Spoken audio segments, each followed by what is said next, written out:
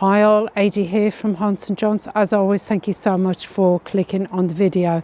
Today I'm at St Mary Magdalene Church in Bolney village in West Sussex, and as you can see behind me, it's got this magnificent lychgate. It's one of the biggest that I've personally ever seen. It was added in the 1900s, but there's something in there that I've never actually seen before in a lychgate. I've seen coffin rests before, but not one quite like this. So it's got loads of interesting graves as well. When I first arrived here, I bumped into the rector and also the church warden, and I was talking to them for ages, really interesting. They were giving me loads of history about the church and about the graveyard. And one of the things that the church warden was telling me, that some of the barrel graves that they've got in here date from, they estimating pre-1600s, but there's absolutely no record of them in the parish records, and they can't find out any information. So if you know a lot about graves and churchyards, and I am going to film them, I'll put them in at the end, then please do let me know, because I did let the church warden know that if I found out anything, I would email her and let her know, because I've been trying to find out for ages. So first of all, as I say, I'm going to show you the coffin rest, which is made of stone, and then we're going to go and have a look around the church. So let's go. This magnificent lychgate was presented by Mr. Edward Huth in 1905 in memory of his parents Henry and Augusta. Now, the Huth family lived nearby at Wykhurst House, a large 19th century mansion just north of the village. And you'll also see some millstones which are set into the path, and they came from Bolney Mill.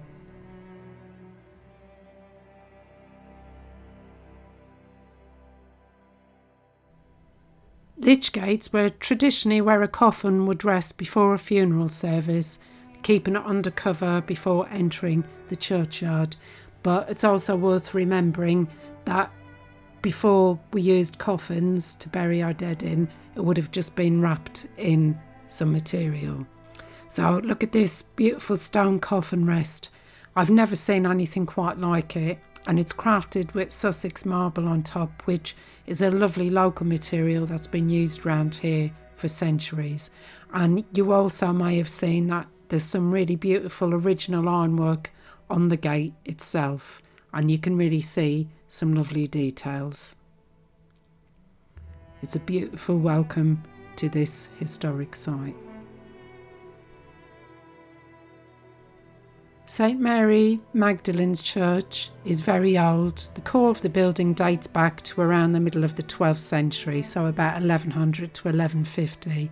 So the nave and chancel, when we walk through, are roughly 900 years old. There may even be Saxon or earlier masonry influences, and some are still visible in some parts of the wall, and that suggests an earlier origin before the Norman period. The porch was erected in 1718, you can see the date up there, and just below the sundial here it reads Drury Bird, Mr. John Dennett Thomas West Church Wardens. I know it's very difficult to see, and on the floor of the porch there's a tombstone, and that's of Mr. Thomas Dennett, who died in 1767. Now this south door is made of ancient oak. The doorway itself is one of the most important features of the church, and it's approximately 9 foot tall and narrow in proportion, and it is one of the earliest features of the church. It is so similar to the north door of the nave of Wivelsfield Parish Church, which is quite nearby, and they think that both of them must have been made by the same stonemason. And Wivelsfield, we might go and visit that church one day soon.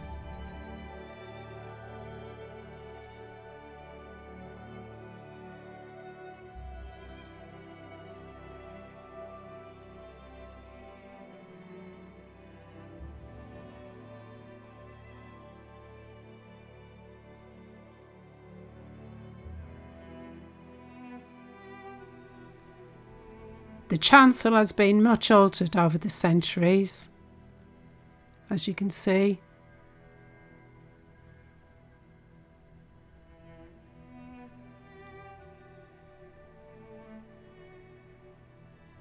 And as we walk up to the altar, you can see above the stained glass windows, high up, is a round window, and that is of a very early date.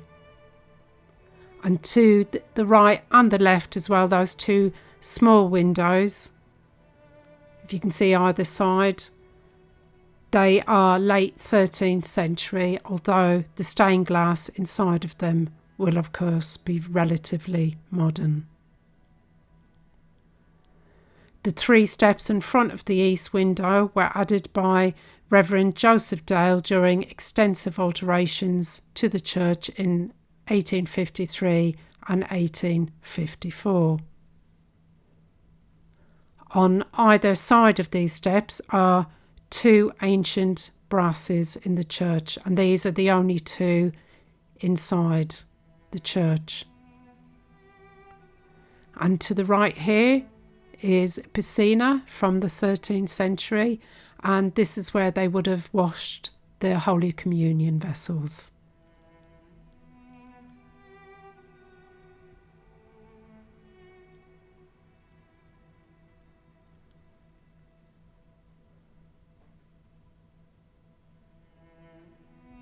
So this brass on the right hand side commemorates Anne, who was the wife of John Bolney, and she died in 1600, although they're completely impossible to read. And then when we go over, we see the one on the left hand side reads, "Here lieth the body of John Pelleth, Esquire, the son and heir apparent of Benjamin Pellet Knight. He deceased unto the 20th day of October 1625. And there's some beautiful embroidered kneelers here, no doubt done by the local community.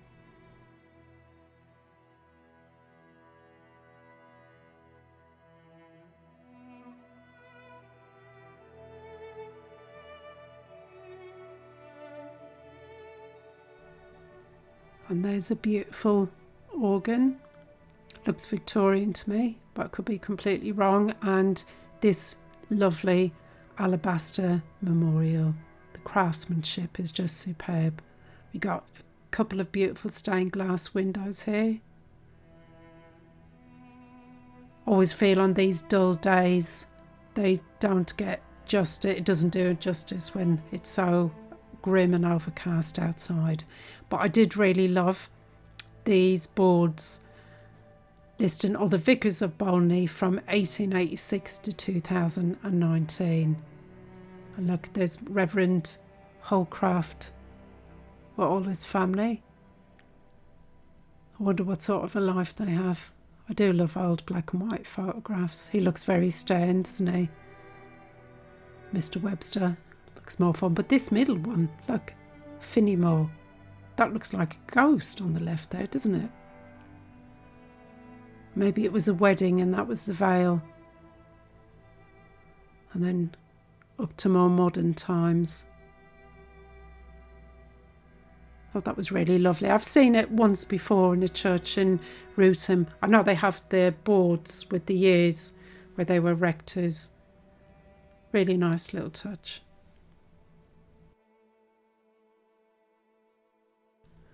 So this is what would have been the north extension of the church that was done in the 1800s. And on the outside, the stonework isn't very nice. I'll show you that when I show you the tower.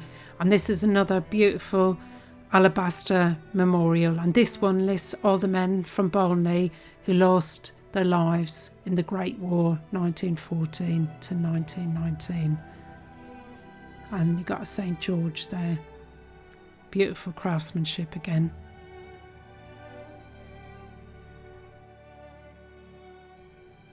And the pews in this northern section of the aisles have recently been removed to give the space for exhibitions and social gatherings, etc.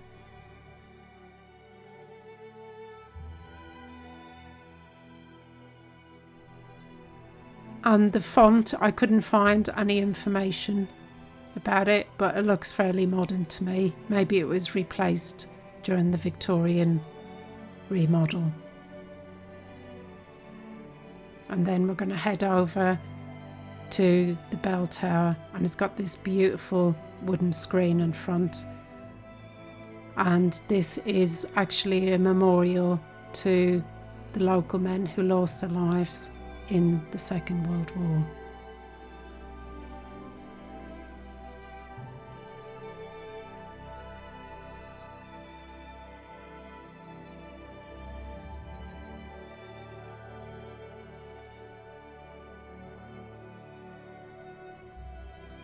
Now, this tower was built between 1536 and 1538, but I'll tell you a little bit more about that as we go outside. And believe it or not, this small church actually has 8 bells, which are the oldest complete peal of 8 bells in Sussex.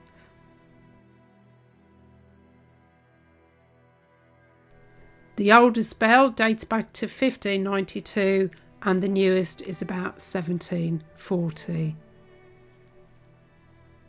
And this was locked, but that'll be the stairs up to the top of the bell tower.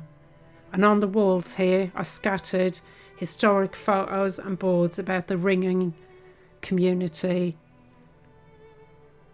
and lovely old photographs. And I'll show you the clock outside as well. That was erected for Queen Victoria. And this is the Bolney Church Ringers Society, dated in 1906.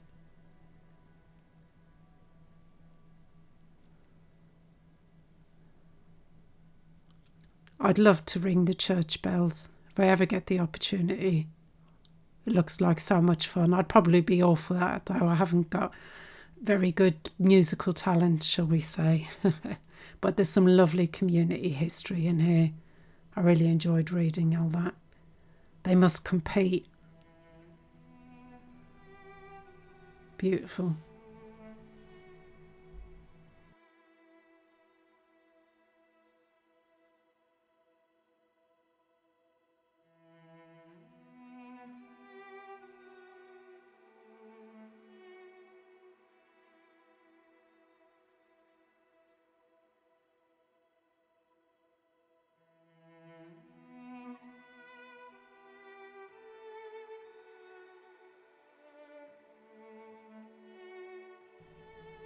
And I'm just going to head round and have a look at the bell tower from the outside.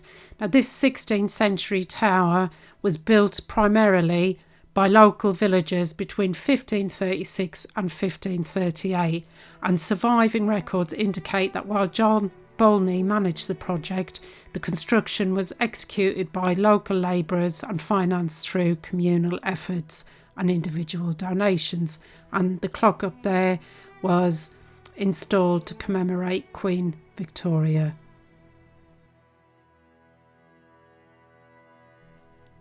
And carved above the door are the arms of the Bolney family, and the Bolney arms are quartered with the arms of the St Leger family because Richard Bolney had married Anne St Leger. Now, over to the left here on the wall is some graffiti. It's an inscription that says, "This steeple is 66 foot high." I imagine it was carved in there by the stonemasons, which would make it 500 years old, which is quite extraordinary, isn't it? And that was the north aisle I was telling you about. That it just doesn't look very good, does it? That like herringbone. Obviously, when they did an extension during the Victorian times, I just don't think it's very in keeping with the rest of the church.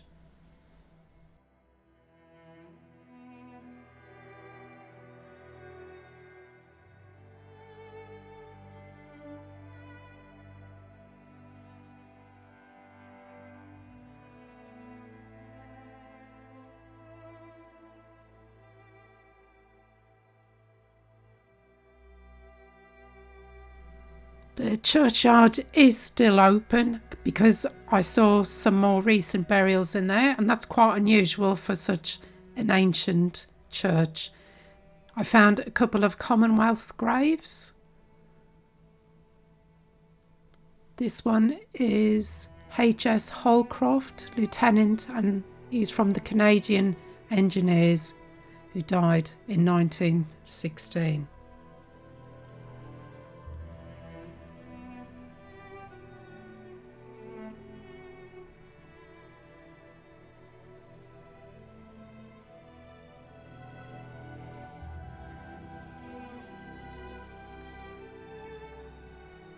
They're so weathered, aren't they? But that adds to the vibe, don't you think? Although I hate to see them being totally destroyed by Mother Nature. These are reasonably well kept, although most of them are totally impossible to read. And then this huge vault looks like it's a family vault for the Huth family, and they're the ones who paid for the lychgate when we came in, so they're obviously a very influential family. And also I did see a Captain Huth, I think, or Huth, I'm not sure if I'm pronouncing that correctly, on the alabaster memorial from the Great War inside the church. And I also found another Commonwealth war grave. And this particular one is for Private P. Isted, and he was from the Royal Army Service Corps, and he died in November 1915. Rest in peace. And look at these beautiful tabletop tombs, really lovely old examples. But these are the unusual barrel graves that the church warden was talking about. Now these barrel graves are said to date from the 1600s and are amongst the earliest known tombstones. It's said in the church that they were unique to Bolney churchyard, but I know for a fact that I've definitely seen some of them in another churchyard. I believe it was Slogham or Slogham, I'm not sure how you pronounce that. It's actually quite near here, so maybe that's because of the local stonemason that was their style. Who knows? And there's a few more over there, but they're an awful lot more weathered and covered in moss.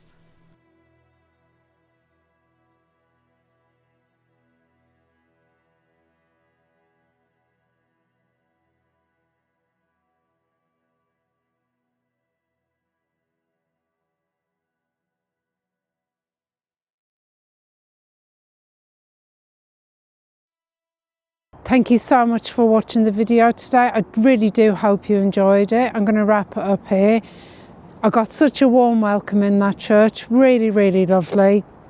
Bumped into a young man called Toby who gave me loads of information about this church and about another one that I'm going to go and do in the future. So if you did enjoy today's video, if you could please like and subscribe, I really would appreciate it, and hit the hype button. It doesn't cost you a thing, it's all free, but it really helps the algorithm and helps my little channel. And if you do want to support my channel a little bit more and help me do more of these videos and visit more places further afield, then you can support me by using the Buy Me a Coffee button, which is down below in the description. So again, thank you so much for watching, and I shall see you for the next one. It might be a hunt, it might be a jaunt, who knows.